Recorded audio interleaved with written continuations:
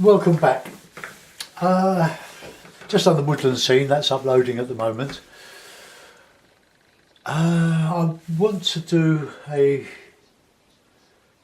moorland scene again, but I want to try and add some more trees to it without making it all muddy. But before I do, I'll just show you my hakes, my 3 Ron Ranson hakes, various states of being.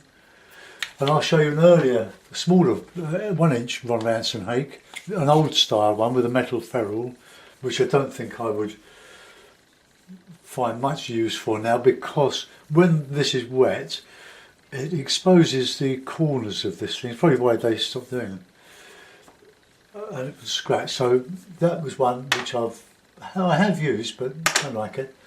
That's the old 2-inch, well, an old 2-inch hake. It's not the original. I don't think I've got the one now, the original ones that Ron used to demonstrate 30 odd years ago. But this one again, these little wedges either side do cut into the paper, so I don't use that one. This one is a similar one. That's the old style, but this is a 3-inch hake, or nearly 3-inch, which I've used for big washes, but you can see how short the hairs are on the old ones. Look, they're about 4 or 5 centimetres shorter than the ones we use now. But they all have their uses, and I'm sure you could find uses for them. If they don't do one thing, they'll do another. So just a bit of interest there. Right, so I'll use this one here, the large Ron Ranson hake by Pro Art. That's it's Taylor Rowney.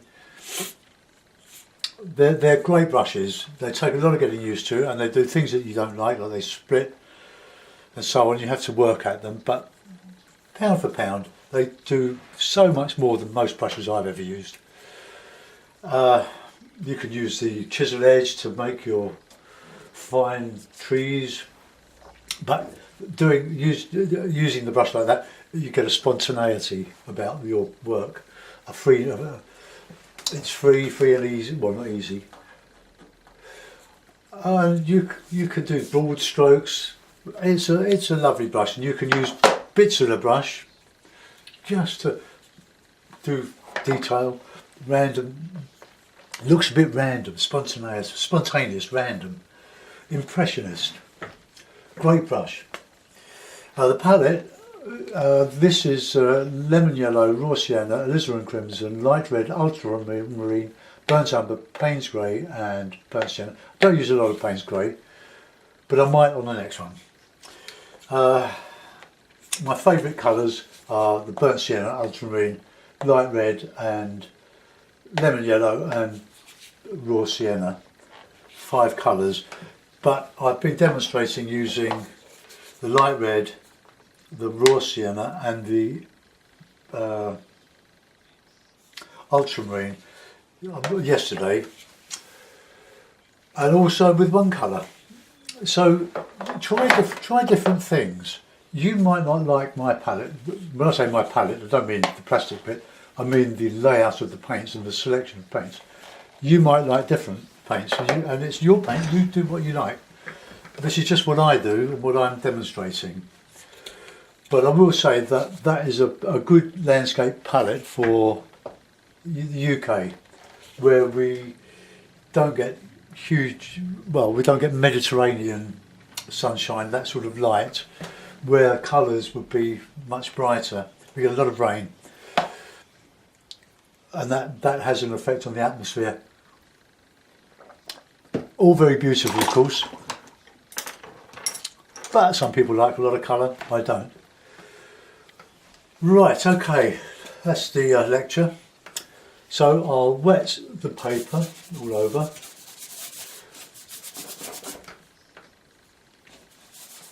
Oh, it's always exciting starting a new painting. Then what happens, you start the painting and it goes very well. You've made your initial statement, set your stall out and you work on it, and then it slowly starts to slip away from you. It happens to all of us, it's natural. It goes away. and then you have to start digging deep to try to lift it out of its depression and turn it into a painting. Right, there we go. Right, now I want to put in a bit of a wash of, I think I'll use a bit of alizarin crimson and a bit of raw sienna. Okay, good soaky. Excuse me.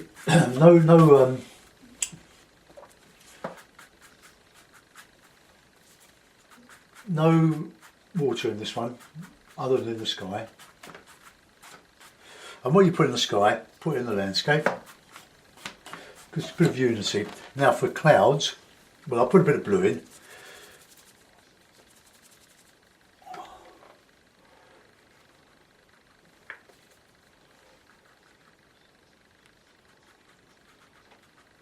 Right, now we'll use a bit of Payne's Grey, a bit of alizarin crimson.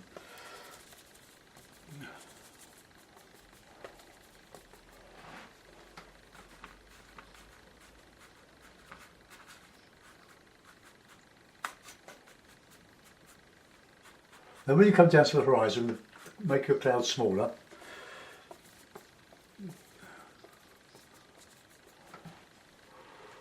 This is the hake that's losing all its hairs. So let's just put... Now Maria made a suggestion of painting over the streaks, but I tried that in the woodland scene last time, and it just takes the water off the brush.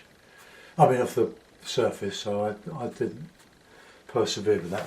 Okay, so we've got a bit of a direction of sky, and we'll use those sky colours to put some distant hills in.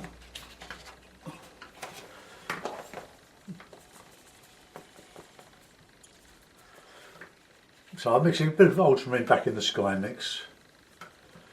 So I'll come to about a third down, that'll be right.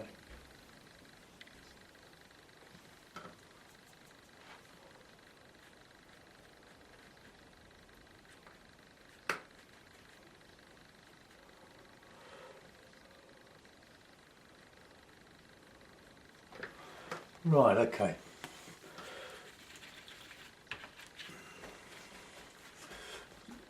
And I'll put some brighter colour in there now.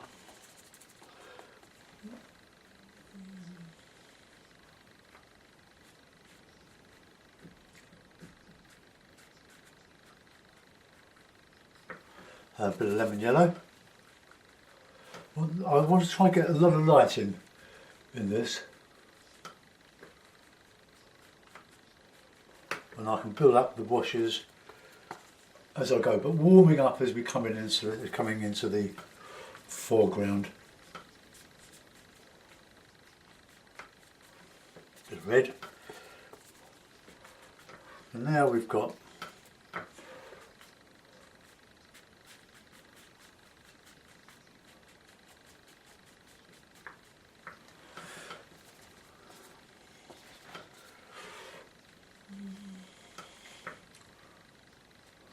right, now we'll put in a bit of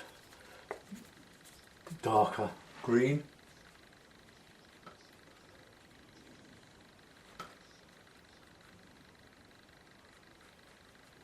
Put a bit of shadow in under the that cloud, and then we'll bit of darker blue, I think.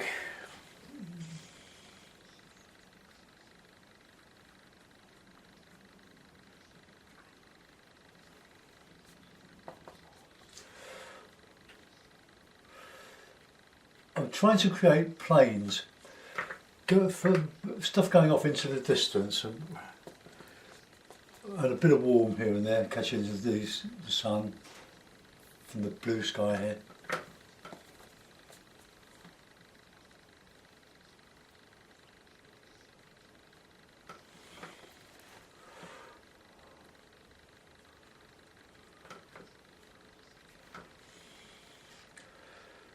Right, okay, let's click the paper. Now this is where the painting starts to go away.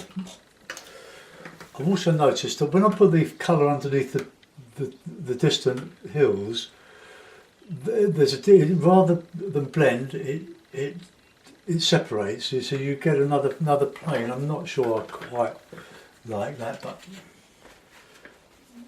right. So I'll just put in some texture on this background here.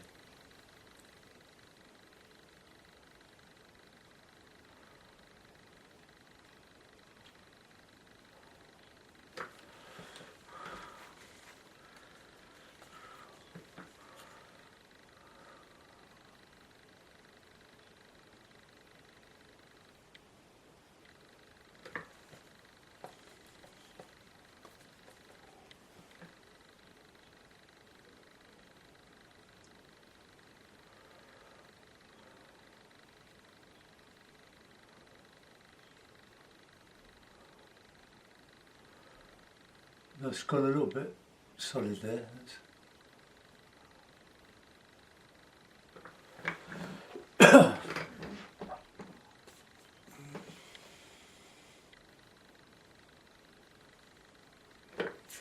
Right, let's build up the detail now. So these are sort of hedgerows.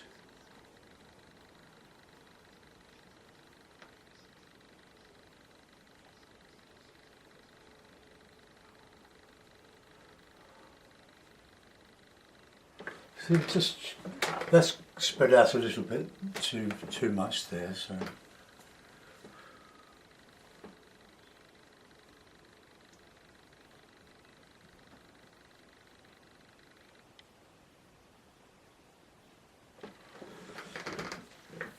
okay, bit of warm.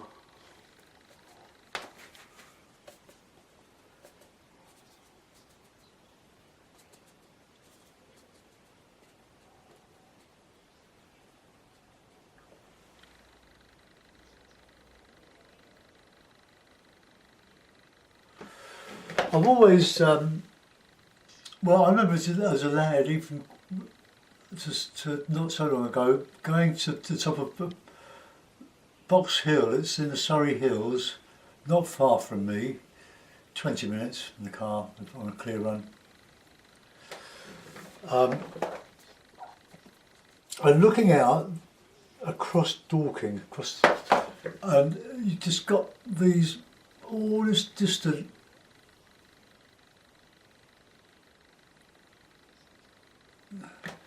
fields. I mean, it's all vanishing into the distance, and this brush is great for doing it. I don't know what I do when we paint like this. There's a bit wet there. So I'll move away from that and come further down to the foreground.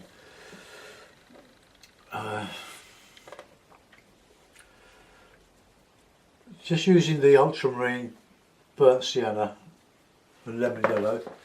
So let's just go get this nice greeny, warm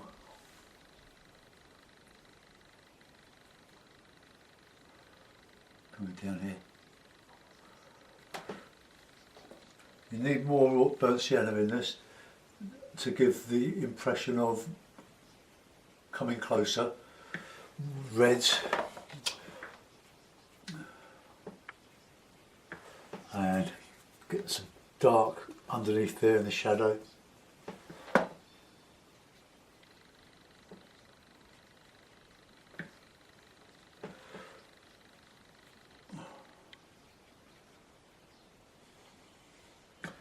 Okay, get some blue in that shadow there.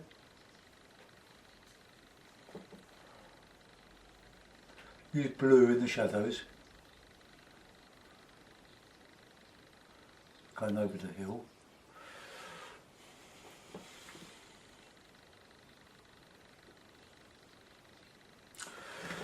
Okay, so something's happening there. I think that's gone a bit mannered there, but it's done now. Right, so I'll just go back over my background. Now that's drying off a little bit, I can just put in some harder bits here.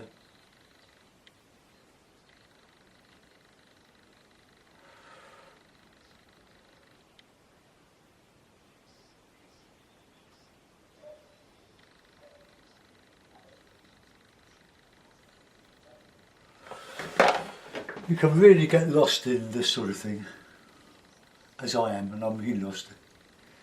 When to stop.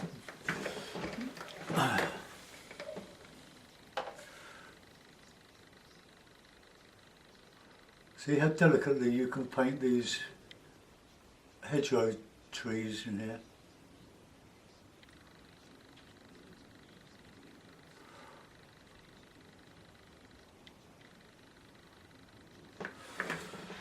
Okay.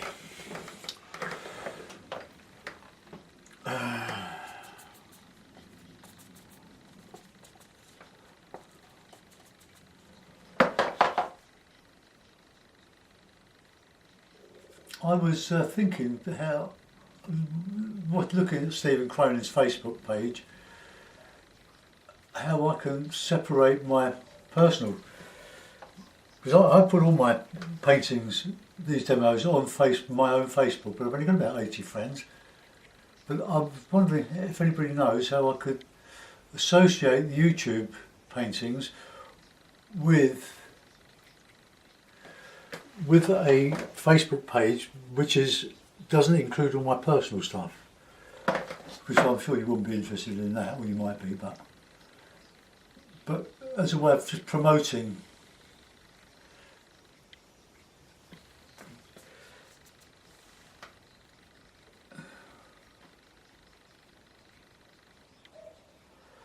so I could reach a larger audience. Just another forum, really. Let's bit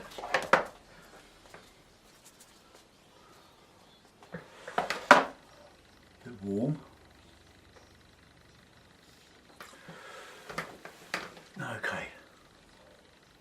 A bit more dark in there, I think. Just a bit of dry brush. Look, but I don't want to go up higher than that. Right, I'll just begin to let's just step back and look at that.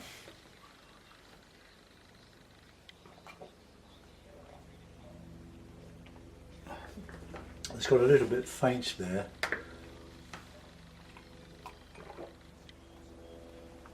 I could put some little clouds over that dry brush, but the trouble is if I do that, it's a mixed technique, and that's all soft and wet in wet, as is that.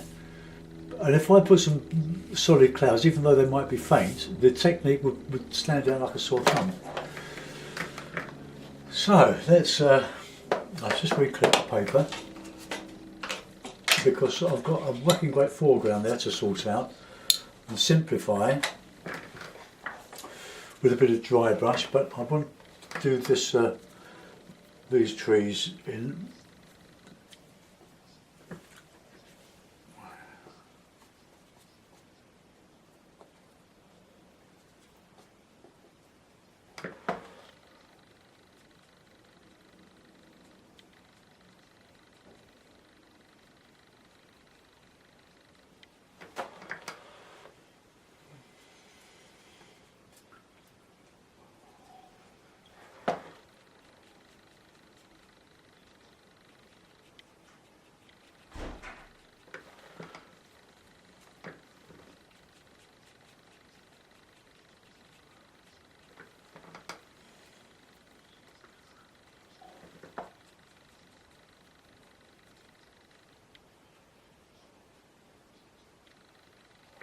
I can put in some heavier shadow at the base of these trees here, a bit of blue.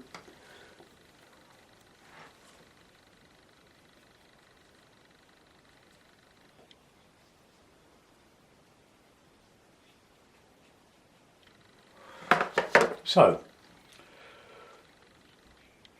we're getting some nice recession there now. Now we've got this great big down here, so we just need to get some green in there.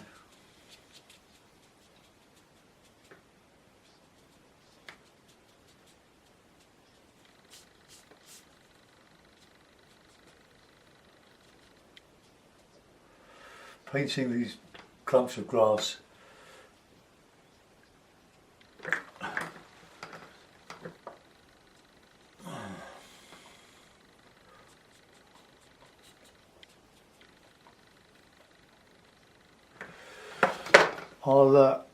I'll etch out a path in there. I think I'll do that now, before I get too carried away with this foreground.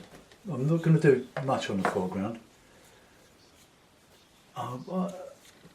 but I want to lift out a bit of a path so we can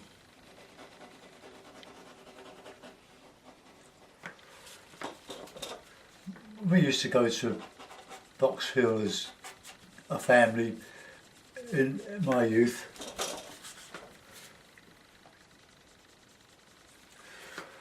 We would get the bus from Tooting Broadway. Some of you will know it, most of you won't, of course. You won't know that in Portugal.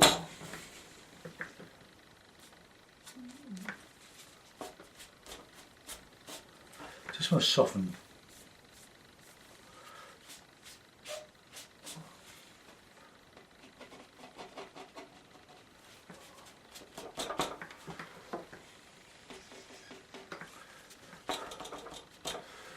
Right.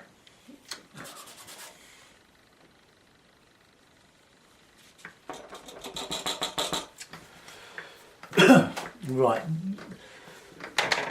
Let's put some bushes and stuff along there now.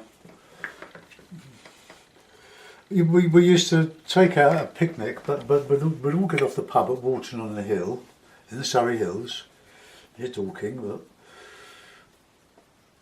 and we would walk to a pub called the Hand in Hand.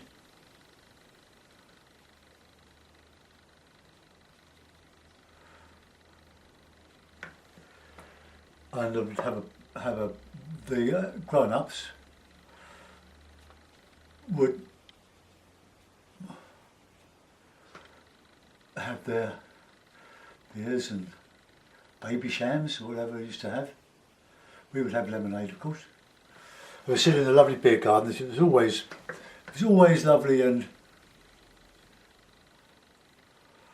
sunny when we went on these trips. I'm sure it wasn't, but it always seemed. They're very happy days.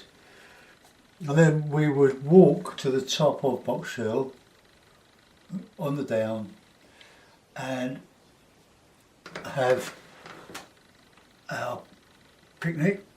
They would sleep it off, we'd play games, and then we would stumble down the very large hill to the bottom, to the stepping stones, which were concrete stepping stones placed across the river mole, which was absolutely glorious. It always was. I have painted bits of it, or my memory of it. And then we would walk to the Stepping Stones pub. And then I would spend the early evening until we came back by train. A great family day. So I have very fond memories of Dorking, Mickleham. Beautiful area. The last couple of years I've been at group exhibitions at Denby's, which is the wine estate at Dorking, which is lovely to see. I could put some figures on that path. Don't want to do too much more than that in the foreground.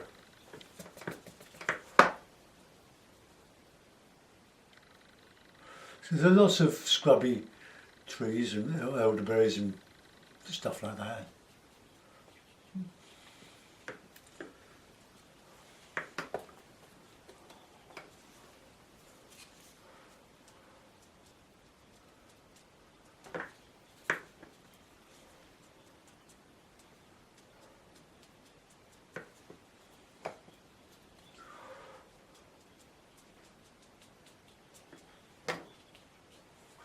I'll put a larger tree in there, I think.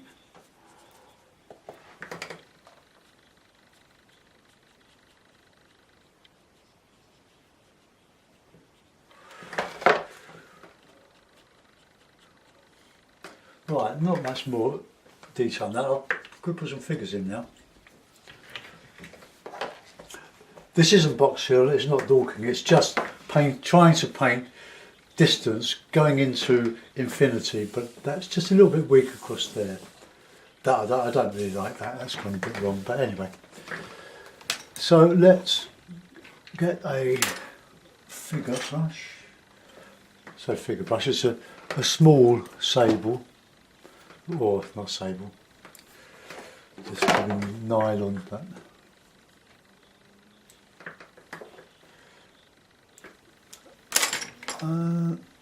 not that one. What's that one? Not that one. I've got so many brushes on here now that I can't see the one I want.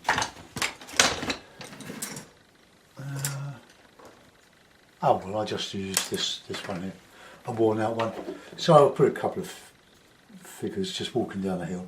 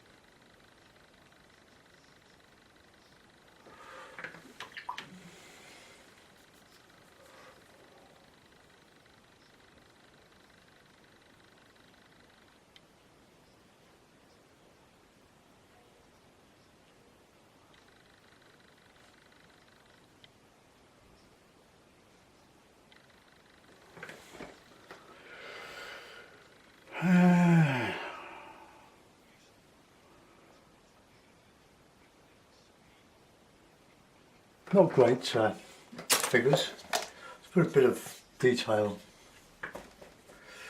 on that path.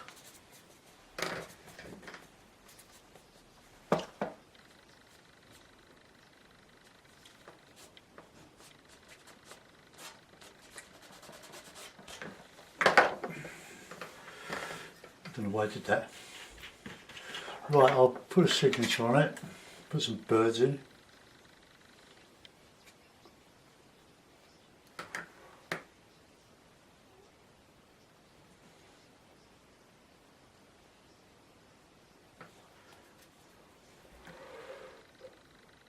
Cover it up with birds.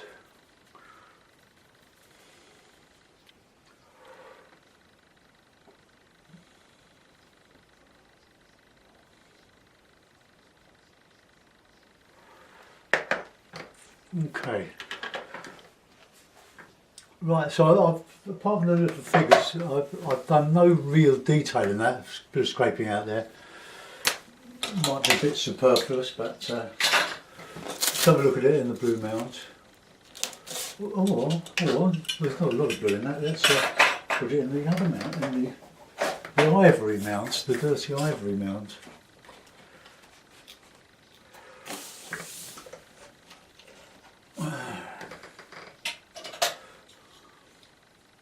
Looks quite nice in it now, doesn't it? Right, well there we are. That's just a simple walk in the Surrey Hills. It's not the Surrey Hills. I'm sheer, not hilly enough for that. Just a country walk, really. Best I can come up with. So there we are. Let's zoom in. Well, I won't show the birds first. We'll start from the bottom here. Bit of detail on that field. Have a look at the trees. Part dry brushed. Air in the top of in the canopies. Come across.